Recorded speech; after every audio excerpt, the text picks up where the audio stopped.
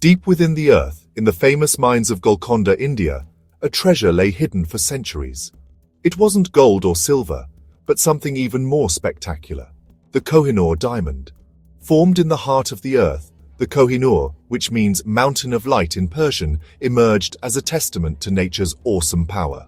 Its extraordinary size and brilliance, unmatched by any other diamond of its time, instantly made it the stuff of legends. The exact details of the Kohinoor's discovery are lost to the mists of time. Some stories speak of a humble farmer who stumbled upon this extraordinary stone while ploughing his field. Regardless of how it was found, the Kohinoor's brilliance was undeniable, captivating all who laid eyes upon it. From the moment it was unearthed, the Kohinoor was destined for greatness. Its size, a staggering 186 carats in its original form, set it apart from all other diamonds. The Kohinoor wasn't just a stone, it was a symbol of power, wealth, and prestige. From the mines of Golconda, the Kohinoor's journey is a tale of centuries of conquest, intrigue, and shifting empires.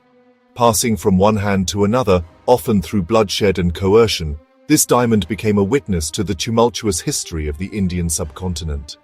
Among the earliest recorded owners of the Kohinoor was the Kakatiya dynasty, who enshrined it in a temple dedicated to a Hindu goddess. The diamond's journey took a decisive turn with the rise of the Mughal Empire. In 1526, Babur, the founder of the Mughal dynasty, claimed the Kohinoor as a spoil of war. Emperors like Shah Jahan incorporated the Kohinoor into their magnificent peacock throne, further solidifying its status as a prize beyond compare. In 1739, Nader Shah of Persia invaded Delhi and plundered the Mughal treasury, including the Kohinoor. Following Nader Shah's assassination, the Kohinoor embarked on another leg of its turbulent journey, eventually landing in the possession of the Sikh Empire under Maharaja Ranjit Singh. The Kohinoor's arrival in Punjab marked a period of relative stability. Maharaja Ranjit Singh, a shrewd and powerful ruler, recognized the diamond's significance not just as a symbol of wealth, but also as one of sovereignty and power. However, the winds of change were once again blowing across the Indian subcontinent. Following the Second Anglo-Sikh War in 1849, Ranjit Singh's successor, the 10-year-old Maharaja Duleep Singh, was forced to sign the Treaty of Lahore. This treaty ceded vast territories, along with the Kohinoor diamond, to the British Crown. The Kohinoor, once a symbol of Mughal and Sikh power, now found itself in the hands of Queen Victoria, becoming a glittering jewel in the British Crown jewels. Its arrival in England was met with a mixture of awe and controversy. With its long and tumultuous history, the Kohinoor has inevitably become intertwined with legends and lore. One of the most enduring tales associated with the diamond is the notion of a curse. According to the tale, this curse dictates that the Kohinoor brings misfortune and even death to any man who dares to possess it. Women, however, are said to be immune to its ill effects. While the origins of this curse are shrouded in mystery, it has become inextricably linked to the diamond's story. Some historians believe that the curse narrative became popular during the Victorian era, a time when England saw a surge in fascination with the occult and the exotic. The curse, whether real or imagined, served to enhance the diamond's mystique, transforming it into an object of both fascination and fear.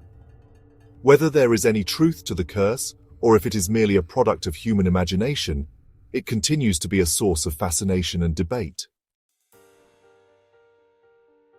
Adding another layer of intrigue to the Kohinoor's story is its possible connection to the legendary Syamantaka Mani. Described in ancient Hindu texts like the Bhagavata Purana, the Syamantaka Mani was a divine stone of immense power and brilliance, said to bring prosperity and good fortune to its righteous owner. However, like the Kohinoor, the Syamantaka Mani was also believed to bring misfortune to those who coveted it greedily or used its power for evil. The similarities between the Kohinoor and the Syamantaka Mani, both in their physical descriptions and the legends surrounding them, have led some scholars to speculate that they might be one and the same. While there is no concrete evidence to confirm that the Kohinoor and the Syamantaka Mani are indeed the same stone, the possibility is tantalizing.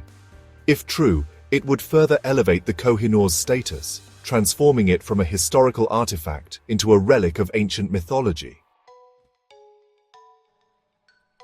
The Kohinoor diamond, currently residing in the British Crown Jewels, has become a focal point in discussions about colonialism, repatriation, and the ethics of museum collections. India, along with several other countries, has repeatedly demanded the return of the Kohinoor, arguing that it was forcibly acquired during the reign of the British Empire. Fueled by a growing global awareness of the injustices perpetrated during the colonial era, these calls for repatriation have intensified in recent years. For many Indians, the Kohinoor is not merely a diamond. It represents their stolen heritage, a tangible reminder of the exploitation and humiliation they endured under British rule. The British government, however, has consistently resisted calls to return the Kohinoor. Their argument rests on the legal framework surrounding the Treaty of Lahore, which they claim legally transferred ownership of the diamond to the British Crown. This stance, while legally tenable, fails to address the ethical and emotional dimensions of the issue, further fueling the debate. The debate surrounding the Kohinoor diamond goes far beyond its monetary value, estimated to be in the hundreds of millions, if not billions of dollars. The Kohinoor's true significance lies in its status as a cultural artifact, an object imbued with centuries of history, tradition, and emotional resonance. For India, the Kohinoor represents a tangible link to its glorious past, a symbol of its former power and prestige. Its presence on foreign soil is seen as a deep wound in the cultural fabric of India, a constant reminder of its lost heritage. From the mines of Golconda to the British Crown Jewels, the Kohinoor's journey reflects the complex and often brutal history of colonialism. It serves as a potent reminder of the ways in which cultural artifacts were often appropriated through violence and coercion during the colonial era. The debate over its ownership raises fundamental questions about cultural heritage, ownership, and the legacy of colonialism in the 21st century. With its long and controversial history, the Kohinoor diamond faces an uncertain future.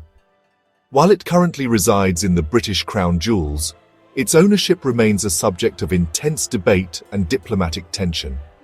India's demands for its return are unlikely to cease, especially as the global conversation surrounding colonial repatriation gains momentum. The Kohinoor's story is not yet over. It continues to be written, with each passing generation grappling with its legacy. The future of the Kohinoor presents a unique challenge, one that extends beyond legal arguments and historical claims. It calls for a nuanced understanding of cultural heritage, historical injustice, and the responsibility of nations to acknowledge and address their colonial past. The Kohinoor, regardless of where it ultimately resides, will continue to shine a light on these crucial conversations, ensuring that the lessons of history are not forgotten.